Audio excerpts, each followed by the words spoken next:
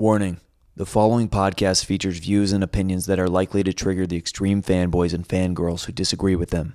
Listener discretion is advised.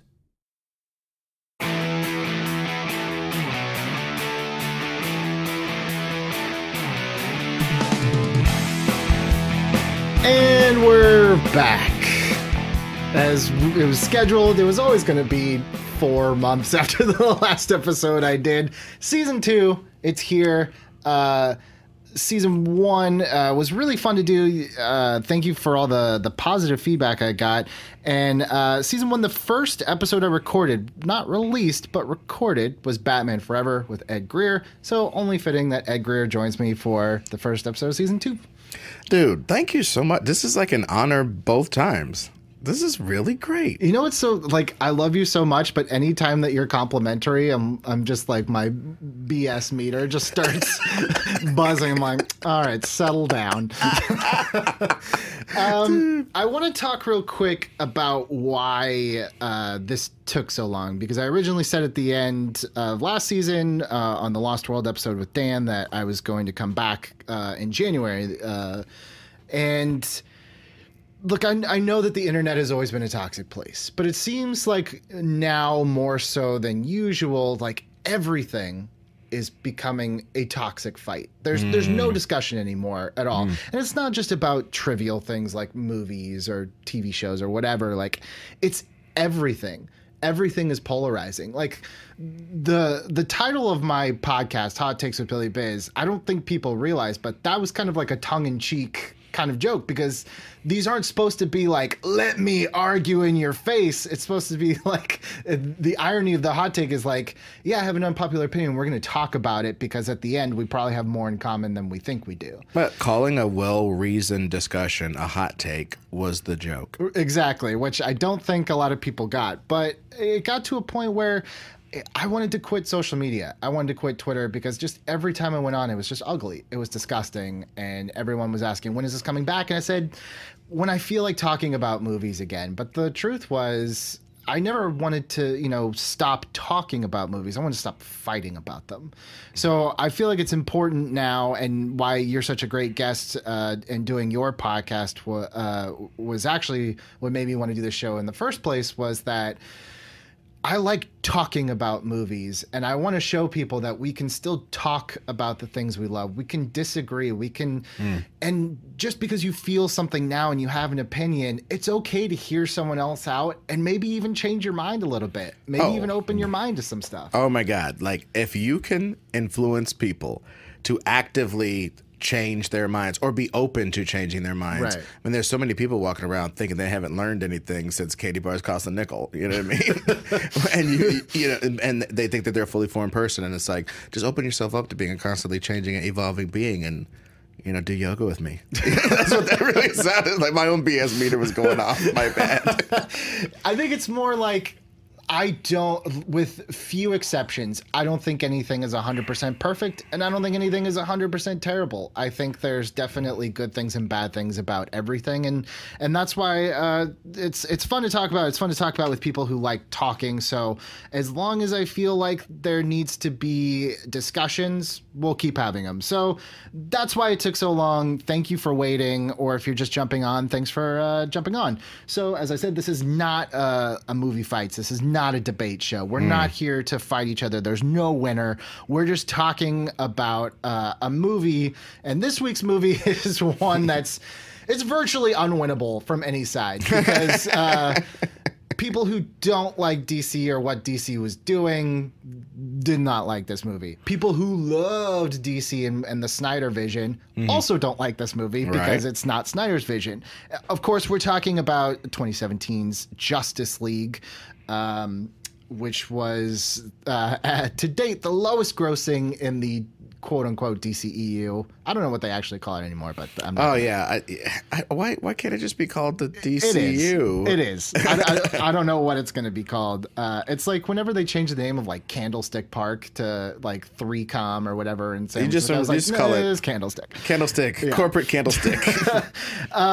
So before we get into talking about the movie, I have to say, and this is kind of where this stemmed from, Justice League, before I saw Shazam. Justice League was my favorite DC movie, and that boggled people's minds. Like, more than Wonder Woman, more than this? I'm like, yes, name all of them. It's still my favorite. But before we get into why I love this movie so much, maybe more than any other movie we've ever talked about or ever will talk about in the show.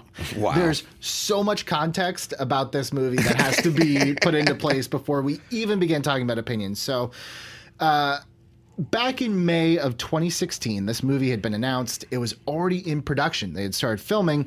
It was then revealed that Jeff Johns, big guy over at the comic side of things, kind of revitalized a lot of the characters like Green Lantern and Flash. He was going to now come on and produce the Justice League films and be a part of the DCEU, kind of be in charge of it after the negative reception of Batman v Superman. And Jeff Johns said he was hopeful and optimistic that was going to be kind of the new tone compared to the other ones. This movie from the get-go had a super troubled production. When Jeff Johns came on, it caused major issues with Chris Terrio, who had written the first draft of, or the shooting draft at that time of Justice League, also did some of the other DC stuff. He'd worked on Man of Steel, right? That's correct. Right. The executives and Johns were just not happy with how the film was shaping up because of that Batman v Superman. Really, it was reported that Warner Brothers held a summit for writers that included Joss Whedon, Wonder Woman writer Alan Heinberg, Seth Grahame-Smith, and Andrea Berloff. And this caused a ton of rewrites as Justice League was already being filmed. Joss Whedon was eventually hired by Warner Brothers after Snyder stepped down during the post-production. The filming wrapped around October. Now, this is where it really starts to get even more interesting and honestly kind of sad. In May 2017, Snyder stepped down from the directorial duties during the post-production to deal with the passing of his daughter, which it's just a terrible situation. There's no way to go around it. A terrible situation. I wouldn't have let out that girlish giggle if I knew this was where you were going with that. I mean, it really just is like just want to make sure that people at home don't think that I'm like some droogie from Clockwork Orange waiting for carnage on here. No. He to be fair, Ed does not have the notes in front of him, and it's like by sad. I know what you thought I was going, but yeah, I was like, oh, jeez, Louise. We have to give the elephant in the room. We have to give this context. Snyder, was disassociated with this film as it was actively, getting ready for release. Joss Whedon, who they had brought in to rewrite some of those scenes, actually took over the post-production duties in July of 2017. It was announced. So now we're about a year removed from the principal photography. They announced that 2 months of reshoots were going to be happening. Usually a reshoot on a movie, for people who don't know, especially one of this size, you can expect to add $5 to $10 million of reshoots. That's totally normal. Nothing is wrong. $25 million put into reshoots. Wow. 2 months.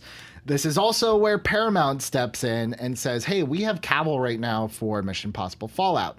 It's maybe it's easier to digitally add facial hair back onto him, but you're going to digitally remove it because he's under contract to us. That's not happening. So if you want Superman in your reshoots, you're going to have to figure that out. So that also added to that number, which brought the budget of this movie up to $300 million. So everything from abject tragedy to mustache mishaps to studio interference to other studio interference. Wow. This thing, so producer Charles Roven, he's done a lot with DC. And familiar. Like Legendary, right? He's a Legendary guy? Yes.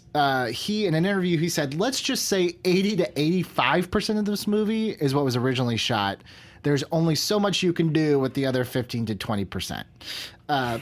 Not an encouraging quote. It's not a ringing endorsement. Whedon, he ended up getting a screenwriting credit with Chris Terrio while they kept Snyder on with the sole director's credit, mostly because 80% of it was what he shot. This is where it gets even more interesting, especially with time. The more the time passes, the more the story is just like mind-blowing. At the time, Warner Brothers CEO Kevin Tsujihara who just about a month ago, maybe a couple weeks ago, had to step down because of some inappropriate behavior. Supposedly he was trading some sex stuff for roles. Yeah. Well, this could have been an indicator that maybe he wasn't like the most morally compass dude on the payroll. He mandated that the film be under 2 hours, and he opted not to delay the film's release, which could have benefited from having to rework this so much because of the AT&T merger. So now we have internal studio, we have tragedy, we have external studio, and now we have corporate merger on top of all of this. So basically, there have been numerous problems in post-production, and the executives wanted to receive their cash bonuses for getting this out before the merger of AT&T happened. So they're like, ready or not, here this thing comes. Yeah. And Justice League came into theaters. The break even on this thing, just to get their money back, it had to make $750 million to break even. Yeah. That's a huge number. So again, with the benefit of waiting to do this episode, Snyder recently he did some Q&As at screenings of his films. Watchmen, I think Batman v Superman was one. And he talked a little bit about the quote-unquote Snyder Cut, which has been the ire of every DC fanboy. Release the Snyder Cut. And if you've been living under a rock and don't know exactly what the Snyder Cut is, it is said that when Snyder delivered his first cut of Justice League, multiple people deemed it, quote unquote, multiple people use this word, unwatchable. And there's a lot of shots in those very first trailers that look in the style of some of the other movies that never ended up making it into the final movie. So there's kind of been this release the Snyder Cut. I'm going to tell you, the Snyder Cut probably doesn't exist as you think it does. If you truly believe release the Snyder Cut, it's probably a 70% finished version, probably no CGI on it. I don't know how much different it would have been, but at this recent Q&A, he talked about what the original draft of Justice League was, his overall vision. He said, the original Justice League that Chris Terrio and I wrote, we didn't even shoot. The actual hard idea, the scary idea, we never filmed because the studio was like, that's crazy. When this movie came out, understand that Chris and I had finished the script of Justice League before Batman v Superman had even come out. Some people didn't like the movie, a vocal minority. Okay. So the studio said there's a lot of stuff we don't want you to do, so we did a rewrite. Now, his version would have actually explained that nightmare sequence in Batman v Superman and also the time-traveling Flash. Basically, what they were going to do with this whole arc was going to be very much, very in tone, at least I think, with Avengers Endgame, where it would have been Superman had succumbed to the anti-life equation, Darkseid had taken over, and by the end of Justice League, they'd have to go back in time to convince the Justice League to form in order to stop all this thing. That was not the movie that we got. What we did get was kind of a hodgepodge mishmash of different ideas, different writers, very different tones. And the trailers kind of reflected that immediately. There was a different use of music, different style. The color palette completely changed. So I want to ask you, Ed, now that we have all this information. All the context. Do you remember November 2017, Justice League's coming out? Did you go out to theaters to watch it? Do you remember kind of what the talk was around that time? Well, this is how I remember it. I remember all the ire over, how it had to be reshot and all the different things. I had no context for the corporate machinations, but what happened was I know a couple people that work for Warner Brothers, and I got invited to like a friends and family, like, Key Grips family ass type screening of it in a big theater on the lot. And so I'm sitting there with people whose livelihoods depend on this Warner Brothers product. Right. And I must say, for full context, that it was a lukewarm screening. For people who needed this for their lives, it was sort of a lukewarm screening. And I think that colored my perception of the movie because I must admit right off the bat, if you're one of the people who hate listening this on some level and like hoping that Billy Business will try to save Justice League as a product, and I'll be the arbiter of taste that says it kind of sucks and just needles Billy the whole time, you're not going to find that. Because as I've watched this movie over in different environments, and I watched it by myself with only myself and my own recognizance, it's not bad like that. It's not bad. You're like, the people are so comparing it to so many other things it doesn't need to be compared to. I personally would love for us to stop comparing the Marvel and DC movies, because if you think about it, what's the comparison? Everybody's seen all of them. All these dorks, they have such knowledge of each of them to argue their points because they've seen each of them. They're giving them all their money. So what's the debate, guys? I like it. I think it's okay. That's kind of my first point that I have in my notes here, is that this is not the Avengers. So you got to stop comparing it to the Avengers. Exactly. Because the approach was different. And I think I understand where people are coming from. That the reason why the Avengers worked is because we'd never seen anything like it before. We'd never seen separate films, separate characters in separate films kind of combined to create a group film. We just hadn't really seen it.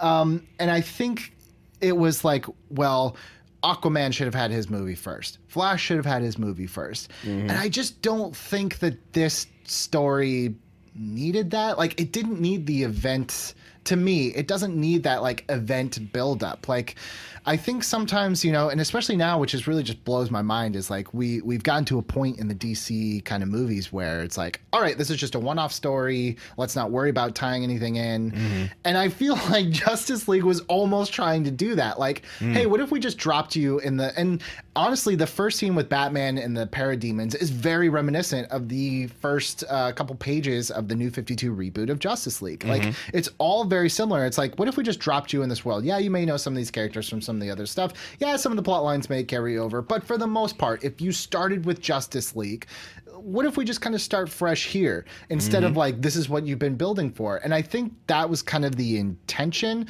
So to like compare it to Avengers, where it was very deliberately, how do we tie all these loose ends together, and this is like, how do we untie what we did and kind of start fresh? Like, they're trying to accomplish two different things. It's comparing them is the way to try to, from a certain perspective, make the Justice League movie look bad. Right. You know what I mean? And I really thought that I'm a big fan of the Justice League period, so I maybe more than any of the individual characters except for Batman. Like, I'm a bigger Justice League fan than I am Superman fan, Wonder Woman fan, any of that jazz, because them as a big entity, when Mark Waid or some of these guys with this immense amount of comic book knowledge get a hold of these characters, they do some amazing things. It goes some Grant Morrison. They go amazing places because they have so much power that you have to bring up something pretty powerful to fight them. So the stories are really epic in scale most of the time. So I dig all that, but like, it was supposed to almost like, this could be how we start fresh. You know, this could be our tabula rasa. I really like how it begins, as far as like being sort of if you really think about it, this may be the way that it begins with the cold open of the cell phone footage and the kids trying to do their podcast and they're talking to Superman. That might be the most positive interaction I've seen Superman have with another human being that wasn't Amy Adams. Period. In all of the movies. That's the thing that I maybe I'll sound like a jerk towards DC, but the fact that it took them that long to really put a nice, you know, hey, kids relate to Superman scene in the freaking movie, that's sad. Let's address the elephant in the room real quick, because I feel like that scene brings up a lot of things in people, and it's the mouth. It's the baby mouth. Let's get this out of the way. Right at the top. There, really. No, I want to get it out of the way, because when you say Justice League, it's like, oh, the Superman baby mouth. I'm like, okay, but that's not the movie. So I'll be totally honest with you. The cell phone scene, for me, that's the only time I see it. Now, to be fair, I have a degenerative eye disease. Everything that I see, it's called keratoconus. It means that my corneas, instead of being rounded, they kind of shriveled into a cone, so light bounces off them weird. So everything kind of looks a little fuzzy to me. So that was the only time where it's like, oh, did Superman just get his wisdom teeth pulled? Because he's got little acorn cheeks there. But other than that, like, I don't notice it. Cheeks. I don't notice it really throughout the rest of the movie. And people were like, it's so distracting. It's like, I'm really sorry if it is for you. I'm not taking that away. Even the first time I saw it, I was like, something's weird about that scene. But then I didn't notice it the rest of the movie. Well, I mean, and you could choose things to be distracted by. I got personally distracted by the costumers want to put segmented ab plates on every single character. I started looking at group shots of the people, and everybody has segmented ab plates and chest plates. They almost, I don't know. Look, if I'm going to wear armor, you better have chiseled me a 6-pack, because it's like, you can't really tell me no. Why not put a nice, I would walk around in a barrel just to make sure I didn't get hurt. That's actually why I know this is a tangent, but I really like the Batman Returns suit, where instead of abs, he almost has that like kind of like machine carved out looking kind of weird. When I was a kid, I didn't like it, but now that I'm a grown adult, I'm like, I put a grill of a '67 Chevy. It's just funny on because my stomach. It's like in the first movie he has washboard abs, and in the second movie he literally just has like a washboard. Like it's like he can literally music. Wash something. Like it's like, oh, okay, I guess maybe it got lost in translation. Like a jug band. So look, if the Superman baby mouth really, really bothers you, I'm not gonna like try to take that away from you, to me that didn't bother me. I like the fact that they had Superman interacting with children and the wonder of kids seeing a superhuman being. And then even the reverie he looks off and they ask him what's the best thing about Earth, and he's thinking about Lois and stuff like that. And it's just sort of this sort of hopeful moment. And then it's instantly dashed because we have this Zack Snyder-esque montage of the world after Superman is dead, and that's very interesting. It gets crapped on probably because it's kind of heavy-handed, but like, was Superman an alien like David Bowie and Prince? Right. Nice. There's cute little touches like that. I actually think it's more effective than anything in Batman v Superman in terms of the effect that the nation feels when Superman's gone, because Superman, look, Batman v Superman is I always admire a huge swing, and nothing irritates me more than like lazy filmmaking, and you cannot call Batman v Superman lazy filmmaking. I truly don't think it is. I think it tries to cross off so many things on the checklist that it loses itself a little bit. Right. But one thing that I feel like it didn't do that I was hoping it would do is really show how it showed how humanity feared him. But then when you put that death at the end and they're all sad, it's like, well, shouldn't you guys be happy? Exactly. But the start of this movie, like you said, that cell phone is truly what, to me, Superman's about. I really got like a Superman for All Seasons feel from that. Like these people grew to love Superman. And in that first few minutes, like this was my inkling watching this movie in a theater, like, are we going to get the Superman that I like really, really want? And this is coming from someone who actually really enjoys Man of Steel with a few caveats here and there. But I was like, is this it? Are we finally ready for Superman? Because one thing that Marvel did do really well was they took the Boy Scout image of Captain America, which is very similar. The puppy dog, like I'm all good, really no shades of gray. And no one thought that was going to work. And then they made him the anchor of like all those movies. So I was like, have we finally gotten to a point where we can let Superman be the Boy Scout and it's not something to laugh at? Well, and also there's just ways to do someone that has such a moral center like that, and then having characters in essence have to hold them down while they do something unethical. Right. Because I'm sorry, this is more expedient. And they're just like, no, we can't do this. There's a real value to someone who won't break the rules ever. And there's a value in putting them into conflict with somebody who's willing to break some of the rules. And the irony is, in a lot of conceptions, Captain America is the one that breaks the rules. He's the one who goes, screw America. America's doing something bad. I'll take my shield off because I can't represent it anymore, but I'll damn sure fight against its interests when its interests aren't good. Right. I'll fight against my country if my country goes off the rail. That's what a true patriot does. And I would really love for them to put Superman in some similar situations where it's like somebody wants to do something. Maybe Batman wants to do the OMAC program, and Superman's like, dude, I told you in Man of Steel I don't like satellites. Yeah, I definitely think that this was the start of a I'm just going to say it, a better Superman. A Superman that we've been waiting for. Well, the Superman, just really quickly, though, the Superman in, I gotta say, he does have some bully moments in this movie because he's supposed to, and we'll get to why those are. But he's such a freaking bully in Batman v Superman, full stop. Don't at me. He's a bully in that movie. He shows up with the Afro, gets slams it through walls and kills him because his woman's in trouble. After he lets a dude, this miscellaneous dude die, his woman's in trouble. He liquefies some African dudes. Not miscellaneous. It's Jimmy Olsen. Yeah. Well, okay. Let's... What Zack Snyder deemed miscellaneous, and just liquefies people to save Amy Adams. But he and just goes up to Batman, a dude who's been fighting crime for 20 years, and just tells him, "Hey, quit, stupid. I'm the new guy in town. I'm Flash Thompson. Quit." That's so whack. I don't know why anybody thought that conception of him was cool. Even in Dark Knight Returns, he's being pressured by literally the entire government of the United States to get this Gotham situation under wraps again. Well, again, I think it was Superman's a tough character because he's got all the powers. And he's not a broken person in the sense of Bruce, where it comes from this obligation and this like mental instability. Like it's like the kid who turned out great and his parents never divorced. Like he's a hard character. He's a hard character to crack if you're trying to, if like you don't want to play it straight.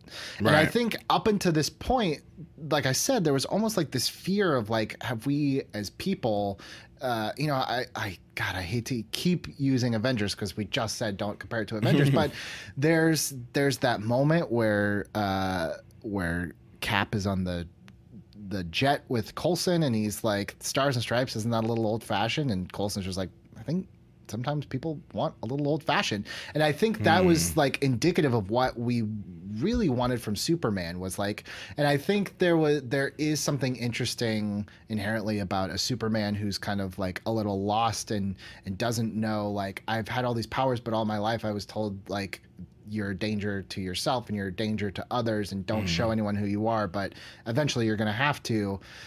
That's all interesting. That's all well and good. But I think just where we are in life and where we are with people, like we want the Captain America that's going to punch Hitler. We want the Superman with the eagle on his shoulder and the American flag in the background. We want a little old fashioned.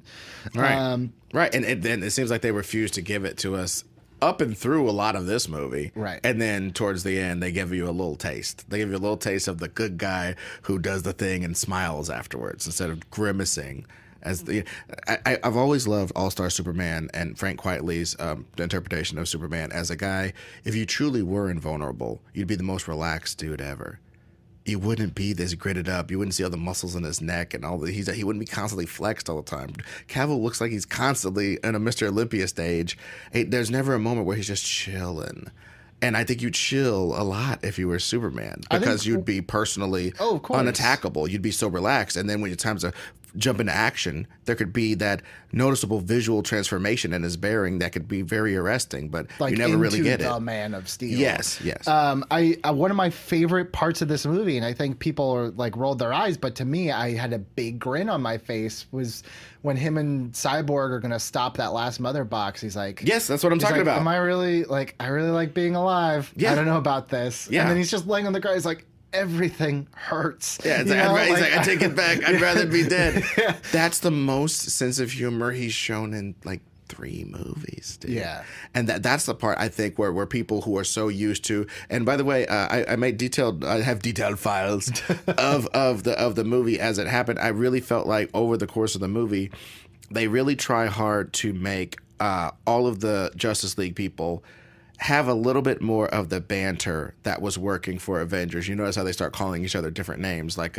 hey, merman, go talk to the box robot dude, and hey, fast dude, go talk to hot chick. And they started giving each other these snarky, Starky, if you will, nicknames for each other throughout the course of the movie. And I think that's kind of a Whedon-esque thing to me of trying to infiltrate this with like, dude, you can't take this seriously, dude. You can't take any of this that seriously. It's going to be grim. We like a darker palette than Marvel movies. just as a company. It seems like a company Not wide this thing. movie. But yeah, well, this company's this one. But it's funny. Like some of it seems real Snyderverse, and some of it seems like color timed to hell. You know what I mean? Towards the end, it just seemed, The saturation of colors in this, I needed it. I need it. Like I need a blue Superman. When Superman shows up and his suit is blue, like blue, and his cape is red. Red death. Yeah, loved it. I do think too, like, yeah, people will fault some of the banter as like he even reuses dialogue or like jokes that he used in other Avengers movies. Like, okay, sure, fine, but the fact of the matter is, like, I actually felt like these were people. Oh yeah, and you know what I must say, and maybe I really hope this ain't the black guy in me. I really hope it isn't. I'll verify or not. Okay, but I felt for as much info dumping as Cyborg had to do in that movie, I think he did a damn good job of it, having to explain every dang thing about the mother box, basically tell the plot, tell these people the plot at every turn. The screenplay made Vic Stone give the exposition that leads the plot. And every time I feel like he delivered it without it sounding like, well, the Pausa snacks are the meow. I just really feel like he did a good job of relaying all this, like, even when it didn't make sense. Like, they already got the damn mother boxes, and you got to pull them apart. What? They won then, right? Why didn't they just win? I do think it's interesting you brought up Cyborg because of all the criticisms of like undercooked characters, I feel like Cyborg might be the most legit one to me, only because I feel like Cyborg has the most interesting story to tell in this movie, which was you all to some degree are choosing to be heroes. This is who my costume is putting on normal clothes so people don't know I'm this thing, not the other way around. Well, and just not trying to movie fights it up though. Sure, but I got to say, one of the best pieces of writing in the entire movie, and I've seen it very, very recently, was when Joe Morton, Joe Morton's character is at the lab and he sees a bunch of hustle and bustle and activity and stuff because I guess the boxers are going crazy, whatever. He goes home to talk to his kid, and it's revealed in a scene that's like a minute and a half long. Nobody knows Vic is still alive. His dad and his relationship is super strained, and overnight he's been modified to where he could fly, and he's been receiving signals and been becoming more alien by the minute. And a minute and a half scene delivers all of that in a reasonably naturalistic fashion. I think that some of his parts are triumphs of screenwriting in this movie, and people aren't used to the economy. Just like guys like myself, even not trying to derail this, but seeing something like Captain Marvel, so many mini montages tell you information rather than having long ass scenes of her in the military academy or long ass scenes of this. It's just mini montages. Women get all the shorthand of those scenes, whereas dudes are like, why wasn't the first half of it like Officer and a Gentleman with her trying to fight to get in the planes? You know what I mean? Women didn't need that shorthand because they already have sort of an ancestral memory of being crapped on. And I felt like in this movie, totally unrelated, I feel like Vic Stone's character is crapped on because he's asked to info dump. People hate him because he's just an exposition bot in the movie. But then again, go back to that scene where I feel like Superman shows some character, and again, Cyborg too. Like, that's a great moment where he's like, my legs hurt. I didn't even know these things could hurt. Like, how my toes? Yeah. I don't even have toes. Yeah, stuff like that. I'm saying, like, but I mean, the booyah was also like people who know from the Titans Go, they really like that. But regular people were like, we haven't said booyah since like 1995. Yeah, that got a weird reaction in my theater. I knew what it was. It's the same thing as like I'm the Juggernaut bitch in Last Stand. Like some people knew exactly what it was and rolled their eyes. Some people had no idea what it was and rolled their eyes. Exactly. Let's talk about another one of... Honestly, for me, the best part of Justice League is The Flash. And coming off of CW's The Flash, that was kind of like, I wasn't a huge Flash fan, and I really got into The Flash TV show because it was fun, it was different, it was light. And then I started to lose interest around season 3 because it got Arrow-fied, where it was just like everything is horrible. My life is terrible, and I kind of dropped off a little bit from that show. And then this version of the Flash, I still had Grant Gustin in my head. I was like, he's just so like he's kind of dorky, but he's also like Andrew Garfield, Peter Parker, where he's not dorky enough that he's off-putting. Right. They decided to go full on like basket case with Barry in this movie, and it 100% works for me. Like, I love that he's like borderline Asperger's or on the spectrum somehow, and he's just like, I don't have friends. And like, sure, I'll join your thing because I don't have friends. It's like, that's just an interesting, and Batman's like, save one person, and people like roll their eyes. I'm like, why? That's exactly what you would tell someone, like, start with one. Yeah. Just start small. Oh, that was like, okay. If people are coming for that shit, that scene, let me get my quiver of arrows ready, because no, screw you guys. That is the essence of the Batman character that we have for this movie, who's been relegated to a guy who scrambles awkwardly towards machines. You know what I mean? And every time some action breaks out, he scrambles awkwardly towards a machine and gets inside, starts whooping some ass for 2 minutes. You know what I mean? So since that's what our movie has, as it's Batman, more of a Professor X than a Batman, really. Like, he's just, I'm here to galvanize the troops, but when it really gets down to it, y'all gotta go handle that shit, man. So you got this. Right. Yeah. So I mean, if we're gonna have that Batman, then him telling somebody with that immense amount of power, I mean, that would be his role. Somebody who can't do but can teach. You know what I mean? So I love that, and I do love, as you said, the flightiness of somebody. I personally, like, people listen to me talk sometimes and they'll go like, "What's like wrong with you?" Because there's all these stutters, all these stops, there's all these half sentences. I'm not Barry Allen. I'm not a super smart person, but I do have a bunch of thoughts log jamming in my head at all times. And it really takes a lot for me to get out a cohesive sentence that isn't full of half context from different conversations that are going on in my mind. Right. So imagine if you could think 15, 20, 50 moves ahead and go through all those in milliseconds. How would you have a conversation with one of these dudes these sloths from Zootopia? How could you even stand it? Right. So yes, he would hate brunch. Brunch is not only stupid, you have to wait a long time to even get to eat these overpriced eggs. It goes against everything he's about. He's also never been invited. Right. You know? Right. So you learn to hate, you learn to disdain that which you cannot attain. Right. And also, though, that experience would have to be hell for him. Him going to the farmer's market would suck. You're in line with a bunch of people to get some cassava melons. I'm going to swoop through and eat all the melons. I'm done eating melons. I'm already done. Just a leisurely walk to the park would probably be the lamest thing for him. I also think that Ezra Miller has the best facial expressions. Like, not only does he play this character that's like clearly insecure around these, let's call them what they are, what DC makes their heroes, like gods, super gods, yeah. But also, like, I think my favorite, like, it gets a laugh out of me every time, is they've just brought Superman back from the dead. He's zombified. He's like, Pet Cemetery, and then he's like, oh, I'll just do my mad dash and get behind him. And that look when Superman's beating people's asses, but still fast enough to turn his head, and Barry's like, "Oh no!" That's the best moment in that movie, and that's what it's like. How can you like out of hand just dismiss this movie when like a scene like that exists? You know. Well, and you know what's crazy though? Okay, this is my one gripe with the way the Flash is depicted. Sure.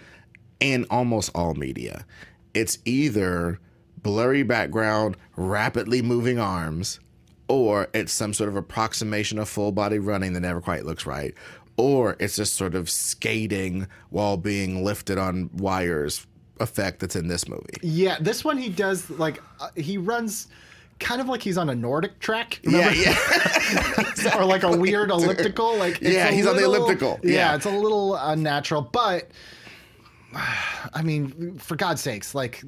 I mean, if I have a gripe about how action is depicted in this movie, because that's one thing I wanted to say, like, I feel like Quint, you all know me. I've never been satisfied by Batman action in any movie. Even BVS, which everybody jizzed over because he was so violent, he was chokeslamming people through the floor. I get why that's the best action you may have seen, because Nolan was very understated and frankly jump cutty and throw the camera on the floor and kick it around style as far as shooting action. So I can see why you thought Snyder did a better job than that, because I believe he did as well.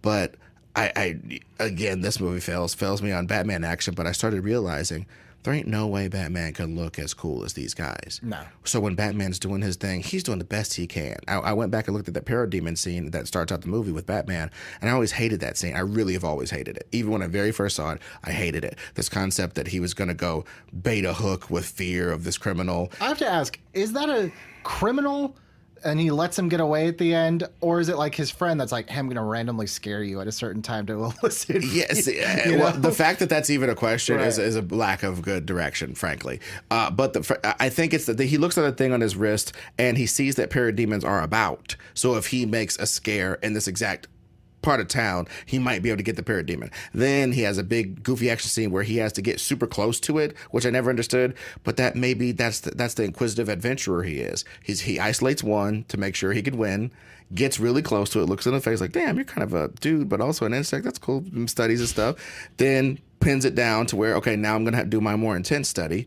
And then it refuses and blows itself up. Right. And then it leaves those 3 boxes, which gives Batman the clue in order to stop the stuff. It's like, who the hell makes their soldiers blow up and then leave clues? That's the stupidest thing I ever saw. I was so mad, but I watched it recently and I was like, that's a tag, like graffiti. Like the Dark Side dudes and the Steppenwolf dudes, they don't give a damn that you know what's coming. This is the harbinger. This is the least of my soldiers, which it probably took you a lot of effort to kill. And he probably just self-destructed like he just did. And this is our graffiti mark, like a gang marking a new territory we're about to take over. And it resolved that whole scene to me. It resolved Batman's lack of being cool while he grabbed the parademon, because he's not as good. So I'm just making that point to say, my favorite part was Wonder Woman. I feel as though every time they showed Wonder Woman doing something super, it was just shot better than almost anything else in the movie. I don't know what it was. So let's talk a little bit before Wonder Woman and Batman kind of I want to talk about in one big swoop, because a concession of things that I didn't think worked in this movie. I don't really care for Batman in this movie, but I love Bruce Wayne in this movie. And I especially love the dynamic between Bruce and Diana. But let's get to Batman real quick, because we were talking about Batman. The one thing about this movie that does drive me nuts is that Batman really makes some bonehead moves and some bonehead comments in this movie that seem uncharacteristic. And the one that really drives me bananas, and as much as I think we might have the same one. I'm getting excited. As much as I love this movie, I can't get over this line. If I did a fan edit, I would remove it. He's on his plane. He's like, what do you think are in those boxes, Alfred? Power, money. It's like, do you really think that this alien creature came down from God knows where to find a box full of like quarters? Like, no, not money. You're the world's greatest detective. Money. They don't use the same currency. Come on, Bruce. Like, that's the one. It's almost as bad as like power. Cheeseburgers. It's like almost that bad. It's the one line that I was like, world's greatest detective. I don't know. I don't think you would say that. I also like I find it humorous when he's just like got his ass kicked and he's just laying. I was like, that hurt. Like, that's fine. It doesn't bother me. But that's why I say, like, Batman to me in this movie is like, okay, great. He's there. Cool suit. I like the suit at the end. But Bruce, I love that idea of him and Diana having conflicting management styles, essentially. And by the end, him really realizing, because we've gotten to this point where we established that Batman's been around the block, he physically cannot do this for much longer. I love that scene where he's still in his suit, but he's like, what is his shoulders dislocated? And she has to come pop it back in. Yeah. And just that discussion of like, you know, you are kind of going to be the leader of this team. Like, you know, I don't really know what I'm doing. I love that. I love because it's like a lot of people will be like, that's not Batman. Batman wouldn't do that. It's like, but in the context of the Batman that we've seen in this series, it very much is. That's something that Bruce would do. And it's one of the things, since we're talking about Batman, sure. And again, this isn't a contentious point. You know that I feel this way. It's as much as it is a major gaffe to try to start your superhero universe with an old founding member. You know what I mean? Like, we're going to start a new superhero universe. One of the heroes is 50. The other one's immortal, so it doesn't matter. One's a teenager, and the other one's 20. That doesn't even make any sense. If you were trying to make an NBA basketball team, you picked a 40-year-old player and then 5 19-year-olds. That would be a very good team. You know I mean, what I mean? it's like, this is where I feel like, let's go back to that Charles Roven quote. 80% of this is done, man. That 20%. Yeah, just no, exactly. So you can do about I it. always hated that, though. But then I rationalized, let's say I was a 52-year-old filmmaker, right? And in your 52-year-old prime, for a lot of filmmakers, you were in your prime around that age, and somebody says you could do Batman, but we kind of have a corporate mandate that you got to do Dark Knight, so you got to really key in on what you like about Dark Knight, and we're going to do the whole Batman versus Superman thing from Dark Knight, man. Which are you telling me? I think it was the other way around. Well, even if that was the case, he's one of those people who obviously he would be obsessed with that story. Right. That's the most 80s, that new wave of maturation of comic. That's the whole thing he likes, that whole dark world, dark verse. So of course he would gravitate towards that story. And then you look at the crop of actors, and they're all damn 50 years old. You know what I'm saying? It's that Christian Bale was the youngest Batman we've ever had by far at like 32. Right. So when you look at the real actors who can play Batman, who studios are willing to bank as Batman, they're all 50-year-old dudes. So it all made a synergistic sort of sense. I hated it. A lot of fans hated it. But when you look at things with that synergistic sort of sense, that would have to be his attitude. And I love the fact that, much like Dark Knight Returns, he's almost rejuvenated by this experience. As beat down as he got, when him and his impetus and his plan was born out to save Superman, which in turn literally saved the world. Right. And he realized that even his old manness and have to get into a spider bot to participate ass situation is worth it because he really did contribute to that. I mean, but it's funny because that you say like he has to get into these things. It's like there are literally cartoons, Justice League cartoons, where like someone has to like hug Batman and to fly because everyone's flying. Right. Batman's always been kind of like the weird tag along, you know? In the end, that's one thing I do think this movie did well. Straight up, when he jumps into the bat plane and he just tells those homies, he's basically going on a suicide run. Frankly, that I think is the best Batman I've ever seen on screen. In regards to, if we're going to have Batman hanging out with Bat Gods, that might be the best depiction for that 5 minutes of him getting in that plane. And the thing is terraforming a dome around the battlefield and basically enclosing them in and going to kill everybody inside. And he shoots that apart with his plane. And then the parademons start messing up his plane. He gets in the Batmobile. They start tearing up the Batmobile. And then everybody comes to save him. They rally around this leader who, with the weakest power set, did the most for that period of the battle on the battlefield. That to me is Batman, you know? So for that 5-6 minutes, that's the Batman I would want to see. If he's going to be hanging out with gods. I know that a big thing in this movie is like the CGI is terrible. But there's so much of it, though. I mean, they're doing a lot. They have to do so much of it. So I kind of started giving it a pass. When I saw how much CGI was in it, I was like, I got to give them a pass. Every one of these shots can't be well made. Everything is like completely different color corrected because like originally like this was not taking place like with a red sky and everything. Like you can see footage where that's not the case. Really quickly, because we're starting to run tight on time, but I want to talk about Aquaman. I feel like this was another character that I had a blast with in this movie, and I'm glad I got to see a lot more of his world later on in his own movie. But for this, like, between him and Flash, like, they had the right amount of, like, you had your exposition character in Cyborg, almost kind of your straight man. Then you had Bruce and Diana were kind of in their own little arc about, like, leadership and what should we be doing. And then there's just Flash, who just kind of is like, a child looking all around like, what is all this? And then as sort of an audience substitute, right, which was interesting. And then Aquaman, I feel like, does the fun thing where he gets to almost be meta and just be like, guy dressed like a bat. All right, let's do it. Like, yeah. I think one of my favorite scenes in the whole movie is where he starts to open up a lot, and then you realize he's just sitting on the lasso. That's such a great that's moment. A great bit, and I think that's some Jeff Johns stuff, because that comes like basically directly from the first run of the New 52 version of Justice League, where basically I think Green Lantern or somebody steps on the thing and starts being like, yeah, I don't even know if I dig all this responsibility with this ring. Who am I to have this much power? And then he looks down and he's stepping on the lasso and it's like, you're a sucker.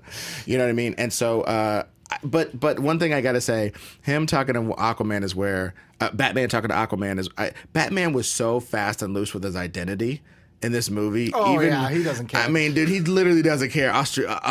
Alaskan villagers know that he's basically Batman because Aquaman basically spells it out. You just like a bat, rich guy? Yes, I do. And Aquaman. you work exclusively out of Gotham City. And the thing that really bothered me about Batman's very first appearance in the movie, we're not going to backtrack, but he goes 2 feet from this criminal. That's why you're confused as to whether that guy was a criminal or not. Right. He goes 2 feet away from him and starts talking to Alfred. Like, hey, Alfred, what's going on with all these symbols? And the criminal's right there, tied up. And then the criminal says the ethos of the whole movie, or rather the mission statement for the whole movie, which is, when Superman's gone, what are we going to do? Right. And it just lays bare that Batman's thinking about that. So it's just funny that a criminal who's breaking into something like, hey, what are we going to do that this crime fighter is gone? It's like, I'd be like, rob more. Yeah. Clearly you're busy with,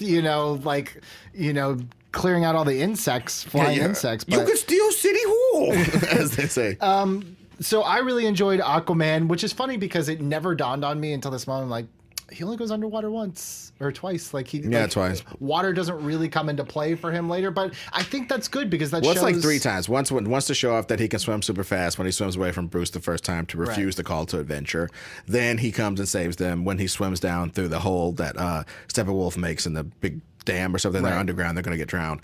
And then the third one is just later as like almost like a cursory. But the one thing I wrote down as a note, the greatest part about Aquaman in this movie, and it really rounds out everything I have to say about him, he surfs everything. That was a real big thing they put in the movie. People don't understand. They put that in the movie. When he gets yanked up into the sky, the opposite of his element. Am I right? Land is not the opposite. The air is the opposite.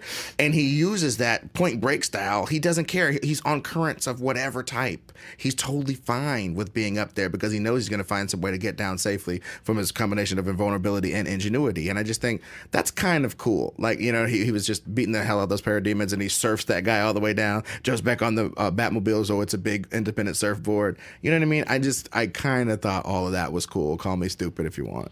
I mean, that's one of the instances where it's like, I think the concept is cool.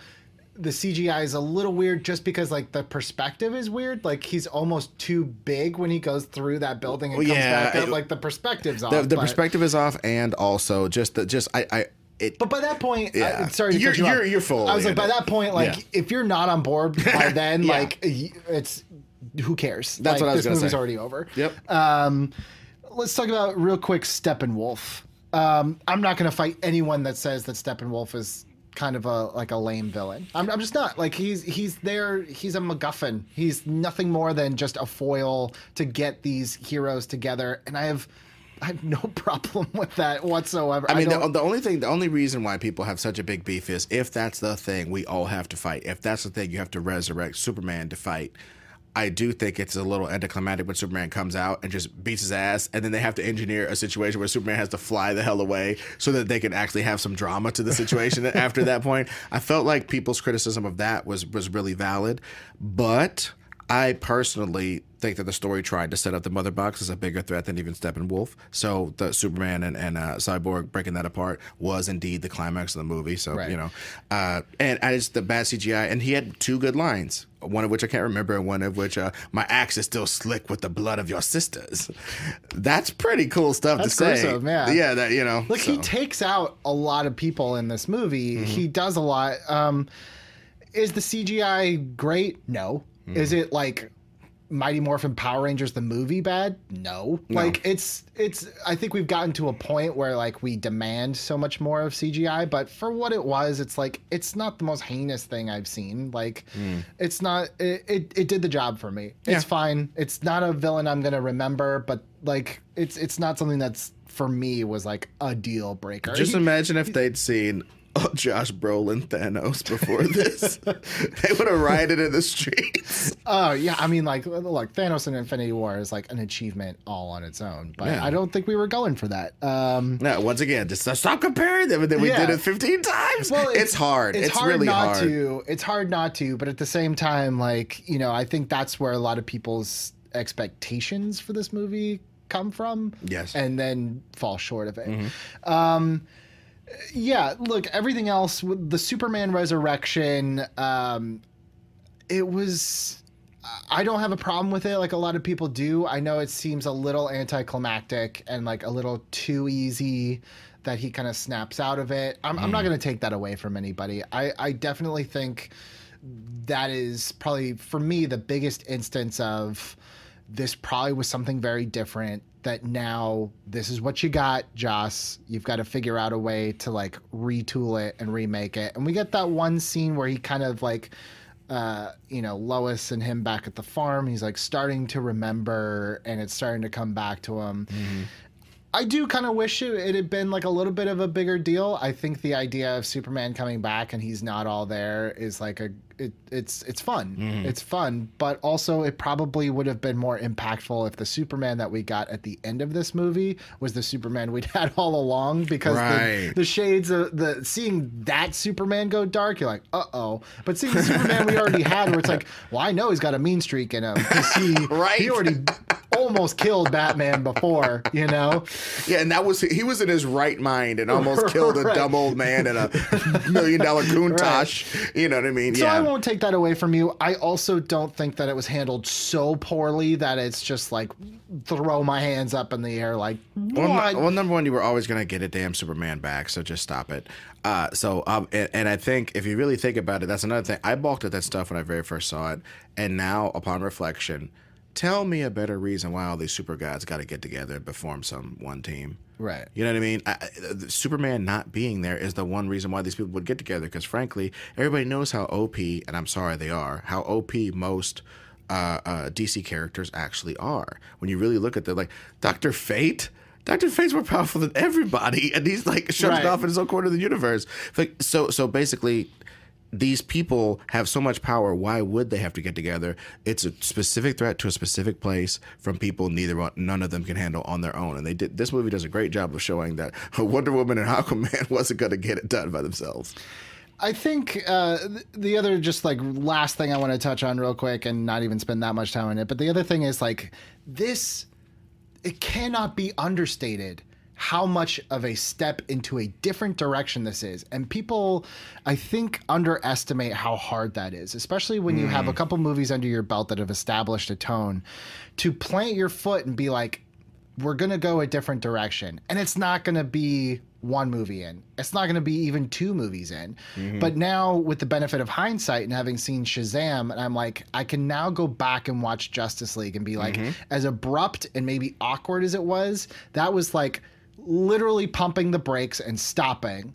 And then Aquaman was starting to turn around the other way. And now Shazam is like, okay, now start running in that direction. Yeah. Aquaman represents the Tokyo Drift portion, not as far as movie quality, but the Tokyo Drift portion of that turn that you're talking about. Right. Absolutely. And I'd say Wonder Woman, I think Wonder Woman pumped the brakes. I think Wonder Woman slammed on the emergency brake, and then it started a weird skid, and then it skidded into Aquaman. And then now I think Shazam is right on that line of like, it isn't quite as serious and highborn as Wonder Woman, isn't quite as funny and flighty as Aquaman, but has that nice center balance of DC heaviness and the light part of having such powers and the wondrousness of being a hero. Yeah, I can't get over how much of a blast Shazam is. And honestly, in a weird way, I think we have Justice League to thank for it. We really do. It started it. I think Justice League is the blade of the new DC.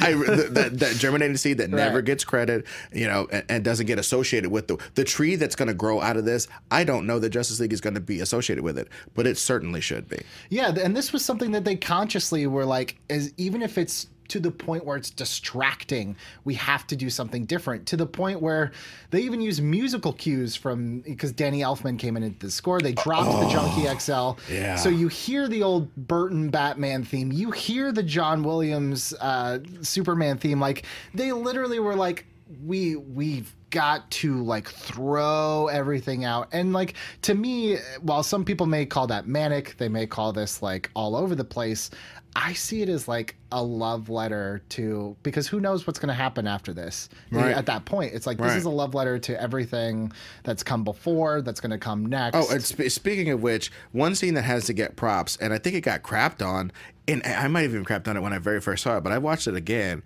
The Old Gods scene with Steppenwolf basically fighting like Zeus and angels and Green Lanterns, and that was tight, and that was really good. I'm not going to go on a big rant, but that was really, really well done. That was the right amount of Easter egg that got like, you know, it didn't pull me out of the movie, but to see that ring fly across, I was like, yes. Yep. And I guess ultimately when people ask me like before Shazam, why was this your favorite? Because I feel like this is one that I could pop on and feel like I was watching the 2004 Justice League cartoon. Like, this immediately got me in that mindset of like, these are comic books. We don't have to shy away from it. We don't need to deconstruct. We don't have to turn it into something it is. This is what, like, when I was a kid and I would watch that cartoon, or I'd go pull an issue from the stand, that's on screen is what it would be. Was it always like a work of masterpiece art? No, but to me, it was so wondrous and full of imagination that it overcame any like narrative shortcomings. Like, this is when I was a kid, that's what I want to see. I want to see a dude surf on an alien through a building while Batman's in his car and Wonder Woman's, you know, off to the side, and Superman comes in. He's got like, even I'm describing scenes in the movie and I sound like a 4-year-old, like talking, like playing with my toys. And that's what I kind of wanted from this. Well, I just think the little things like Wonder Woman racing over to stop stuff from landing on people and stuff. And just like that Zack Snyder burst of super speed. Right. It's almost like a trademark thing now. You know, just little things like that let you know the wondrousness of the character. I love the lasso glowing like that. I mean, there's just so many things that DC is starting to get right. And I'm very happy that this movie did it. And I'm very happy you had me on to do this, because it made me really... I think I was one of those weird Marvel zombies that kind of was just like, yeah, that's just your dumb try to do it like us, baby. Yeah, it was almost in line with the James Gunn doing Suicide Squad. Like, yeah, got to steal somebody from our team. I have no interest in any of that stuff. Right. It's this weird, you root for the Lakers or you think you're on the team crap. And I was just like, no, look at these as other entities. And I went on HBO Go and I watched my little Justice League, and some parts are very good. Other parts are fine, and all of it is better and more hopeful than the stuff that came before. And it's when you lay out exactly the obstacles that this movie faced from the beginning to the end, it's almost shocking how coherent. It's not the deepest story, but the fact that it makes any lick of sense at all, that you can track A to B. It's like, listen to a great song that you find out later was a jam, and you're like, well, you guys just jammed that? Or it was like, you know, 5 different, everyone had like, I have this riff, I have this lyric, I have this. You're like, you guys made that into like a song? Yeah. That's crazy. So for me, Justice League, I will always enjoy putting this on. I'm not kidding myself. I don't think this is like the greatest movie ever, but in terms of like comic book movies, I don't feel like it deserves to be near the bottom of the pile. I mean, for somebody of my age, we always, and Tom Frank has trademarked this, we always used to call things like, it's either Transformers or it's GoBots. You know what I mean? And for a long time, I felt like Man of Steel kind of accepted. I feel like DC, as far as their extended universe, seem to be dabbling in GoBot territory as far as their Green Lantern and things of this nature. But Wonder Woman is not GoBot. You know what I mean? Justice League, in my personal opinion, is not GoBot. It isn't a super inferior version. It's different. It's a different toy. It's got a different kung fu grip. Play with that one too, you ass. You know what I mean? Well, hopefully, if you're not a fan of Justice League, maybe you can see it with slightly different eyes, or maybe you can find, you know, even just with that context, maybe you can cut it a little slack. And if you love Justice League like I did, you know, at least you know you're not alone out there. I want to thank you guys for listening. Ed, thank you for coming back. It's always great to be here, man. Listen to Nerd Goat podcast. A lot of your favorite internet people have gone on that show. It's a fun show to do. Again, I will always credit Nerd Podcast with making me want to do this podcast. So, thank you very much, bro. Yeah, thank you. I'm wary of teasing what's coming up this season because last season I teased a lot of things and just scheduling wise I couldn't get them all done. The ones that I promised are still coming. I did have a Rogue One episode with Ken Knapsack recorded, finished, file corrupted. It is gone. But Ken has agreed to come back. We'll talk about it again, and I'm glad because I have not a totally different, but a little bit different perspective. So well, that's good. It's always good to kind of like revisit things. What I can say is next week, episode 2, one of my dearest friends, the hardest working man in comics, Mr. Victor Dandridge, will be on the show. Yeah. And we're talking Terminator 3, Rise of the Machines. Oh, yeah. The lost Terminator movie, as I call it. Very much looking forward to that one. I love Victor. I think you guys maybe not as familiar with him. You're going to love him, and you're going to start wanting him on all of your shows. Thank you guys so much for listening. Rate, review, all that fun stuff, and I'll see you guys next week.